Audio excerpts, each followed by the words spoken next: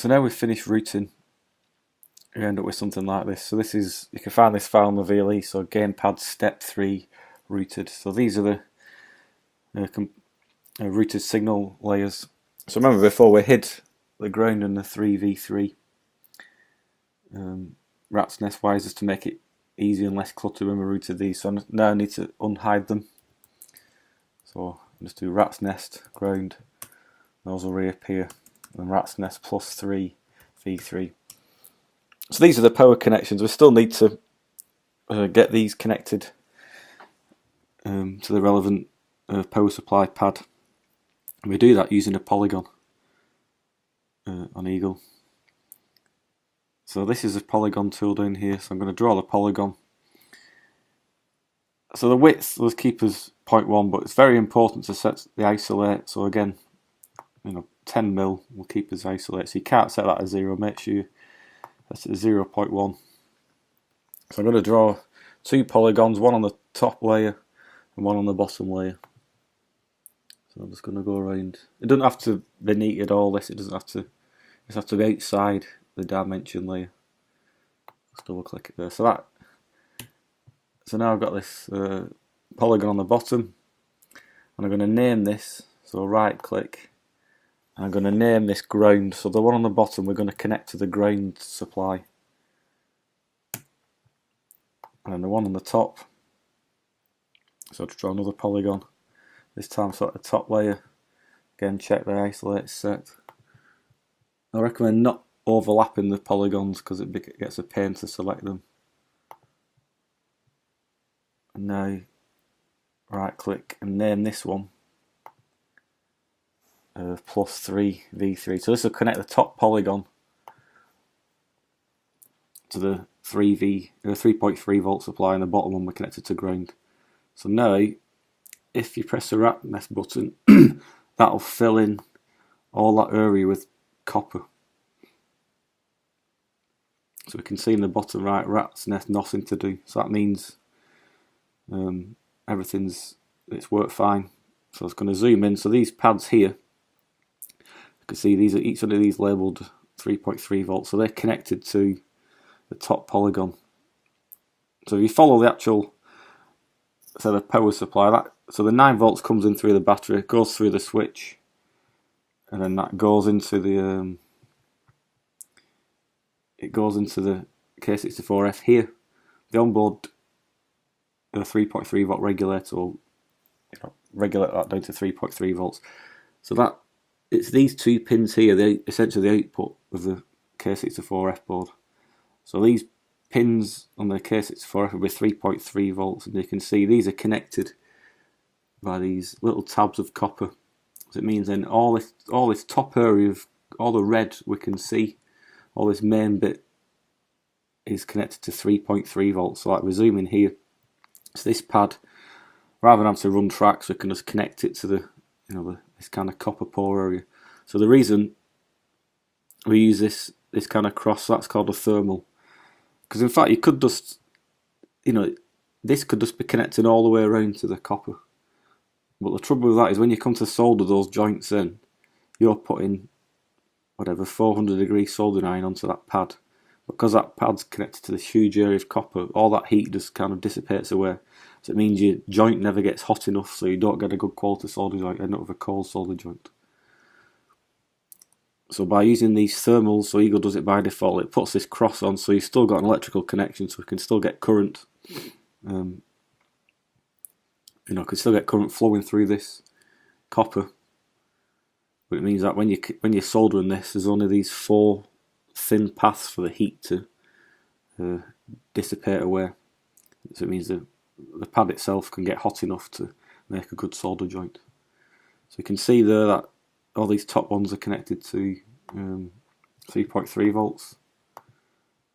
So I'll just hide the top. You can see the bottom easier. It'll be the same again now. So this is a ground terminal of a battery.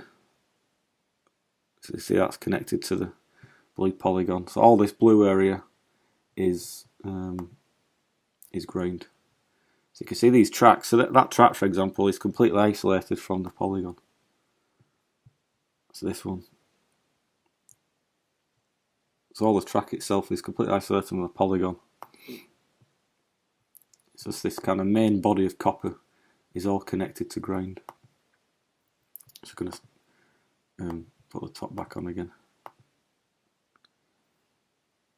And so by just pressing rat's nest, you can see nothing to do, so that means everything's done now. We've routed all the signal tracks and all the power tracks have been connected using the polygons. So I'm just going to try and show an example now of something that can happen when using polygons. So I'm just going to rip up the polygon, so you type rip up ground and that'll remove the ground polygon, remove 3v3, and that'll kind of unfill that as well. So sometimes when you put the polygon in, you imagine copper being connected, you know, copper's being poured into all this area here, so the copper pours all around, but you know, you're hoping that it pours and it connects to all the ground pads there, or the 3.3 pads depending which. But sometimes the copper will, when it's trying to get to the ground pad, for example, there might be a track or something in the way that prevents the main polygon reaching that track, and that creates an island. So I'll try and demonstrate one now. So I'll type show, so show ground, and that will highlight, so we can see all these, we can see all the ground tracks. So we can probably do it here. It's not normally an issue when the pads are kind of on their own and they're in, you know, a wide open space. There's plenty, you know, there's plenty of ways for the copper polygon to reach this. But when it's normally in some kind of cut-off area, so we'll create one here. So I'll just, because you know, the actual ground connection comes from the battery. Remember that there's only one true ground connection in the circuit, and that's the negative terminal of the battery. You know, when we talk about this polygon being ground, it's not ground. That just this is not ground here. These pads, this is ground, and then this polygon then connects to ground using the, you know, the copper as a conductive track. So we always want our,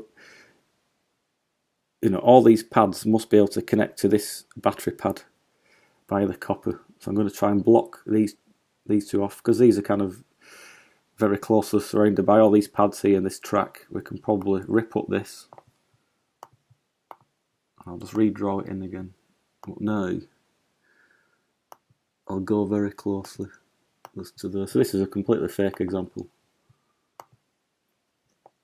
So now, so these ground pins, we can see that they're kind of blocked off. So the copper polygon can't come this way because of these pads are dropping off, and it can't get to them that way because of the track. So if I do a rat's nest again, so you can see the rat's nest 1 wire, so it's telling us it's not managed to route. So if we zoom in, so here this is what we would call an island here. So we've got this island of copper. So this blue rectangular area here is an island of copper, what needs to be connected to this main body, so that it shows you it'll connect it to another ground pad what's near. So you know, here we need to connect. We need to somehow get this area connected to the copper. So we can see for some examples, it's easy to fix like this one, because you can kind of see the blue copper here. I'll just hide the top just to make it easier. So this copper pore's come down here. It's poured down here and it's found its path blocked off by this track, and the same from that side. It could have come from this side, but it's been dropped off. So we can see it's very easy in this case. I could just shift this track up to here, and then if we run the rat's nest tool again, that copper now can flow all the way and connect to here. Just got to be careful sometimes when you're doing it.